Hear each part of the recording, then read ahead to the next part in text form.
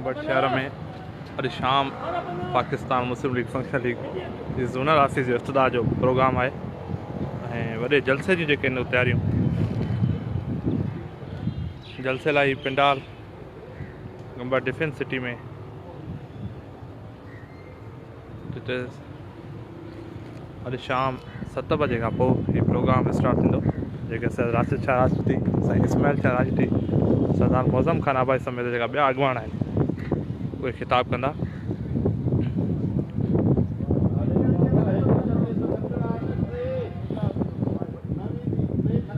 बाग में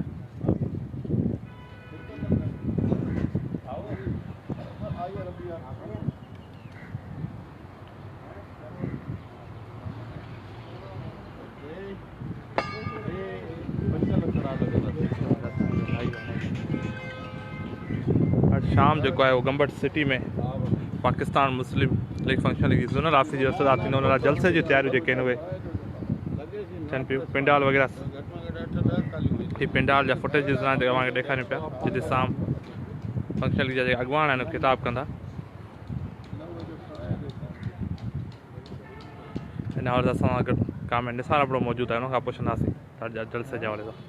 कामेंट साईं पिंडाल वग़ैरह जी तयारियूं जेके आहिनि पिंडाल बि सजी वियो आहे, प्रोग्राम जी तयारियूं हलनि पियूं। केरु केरु शाम ख़िताब कंदा, कंहिं बजे प्रोग्राम स्टार्ट थींदो? बिस्मिल्लाह रहमान रहीम। ही सिंध में पंहिंजी हिकिड़ी इन्फरादी नोयत जो पहिरियों प्रोग्राम आहे जेको असां हिते गंबड़ में अॼु ऑर्गेनाइज़ पिया कयूं ऐं इंतिहाई शानदार प्रोग्राम आहे, पुरवकार प्रोग्राम आहे। ऐं असांजी जेका मरकज़ी क़यादत आहे साईं मोहम्मद राशिद शाह राजपूती साहिबु आहे, साईं इस्माइल शाह राजपूती साहिबु आहे, साईं मौज़म सरदार मौज़म ख़ान अब्बासी साहिब जननि ऐं उनखां अलावा ॿी असांजी क़यादत आहे उहा बि जेका आहे सा उहा ख़िताब कंदी।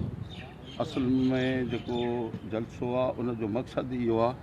त हीउ जेको असां हिते अवामी घर खोलियो आहे, पर ईअं चऊं त हीउ जेको असां शेल्टर हाउस खोलियो आहे, शेल्टर हाउस मज़लूमनि जे लिए पनाह गाह खोली आहे। जेको बि ज़ुल्म जो मारियल हुजे, जंहिंसां बि नाजाइज़ी समाज में हुजे, उहो हिते अचे असां वटि। असां उनजे दादरसीअ जे लाइ ततीअ थधीअ रोड ते बीहण जे लाइ तयारु आहियूं। हीअ असां अवामी घर जेको खोलियो आहे उहो जेको आहे उते को वॾेरो सोफ़े ते न वेहंदो, अवाम पट ते न वेहंदो। जंहिं कुर्सीअ ते असांजो अॻुवान वेहंदो उन कुर्सीअ ते उहो मज़लूम ऐं सतायल सायल माण्हू वेहंदो।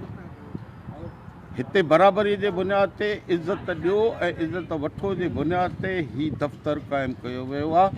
ऐं अवाम जे अहंजनि खे खटाइण जे लाइ, उन्हनि खे माण्हुनि जे मदद जे लाइ हिकिड़ो वाहर कार्नर आहे, उहो असां अॼु हिते कमु पिया कयूं। हाणे इहो गंबड़ तालके, सोभदरे तालके, किंगरी तालके जे अवाम जे मथां आहे त हिन मां केतिरो फल हू हासिल था कनि, हिन मां केतिरो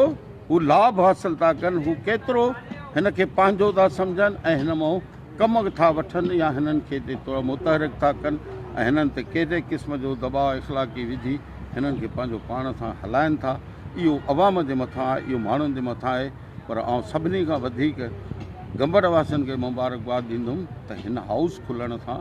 हिन सेक्रेटरेट ठहण सां, हिन दफ़्तरु ठहण सां ईअं सम्झो त गंबड़ जे माण्हुनि खे जेको अमन अमान जो मसइलो आहे, सभ खां वॾो जेको अमन अमान जो गंबड़ जो मसइलो आहे, जेको हूच आबादीअ जे करे तमामु घणो वधी वियो आहे ऐं उन ते जेको आहे सो कंट्रोल न पियो थिए ऐं का सेंट्रलाइज़ेशन न आहे, त हिते जेका आहे उहा असां हाणे सभिनी सियासी समाजी धुरियूं जेके आहिनि उन्हनि सभिनी खे हिन हाउस जे थ्रू, हिन दफ़्तर जे थ्रू ही सियासी ऑर्गेनाइज़ेशन जो हिकिड़ो दफ़्तरु आहे, उते ॿियनि सियासी ऑर्गेनाइज़ेशन्स जे जेके लीडरशिप आहे उन्हनि खे बि कॉल कंदासीं, वेहंदासीं ऐं हर अमल ते जेको गंबड़ जे मफ़ादनि, गंबड़ जे भलाई जे लाइ हूंदो, उन हर अमल ते असां उन्हनि सभिनी खे गॾु वेही, गॾु खणी ऐं असां गंबड़ जे बहितरीअ लाइ कमु कंदासीं, गंबड़ जे शहरनि जे तहफ़ुज़ लाइ कमु कंदासीं, गंबड़ जे जान माल जे लाइ तहफ़ुज़ कंदासीं शहरनि जे। असां हर क़िस्म जे पहिरें मोर्चे ते इंशाअल्लाह ताला असां गंबड़ वारनि सां बीहंदासीं ऐं अॼु उन्हनि सभिनी नौजवाननि खे ख़ासि तौर ते गंबड़ जा नौजवान बाबा नाइंसाफ़ी तव्हां सां थिए थी तालीम जे मैदान में थी थिए नौकरियुनि जे मैदान में थी थिए तव्हां रुसी घर था वेही रहो नाइंसाफ़ी मायूस था थियो ख़ुदकशियूं था कयो त इहो हल न आहे हल इहो आहे त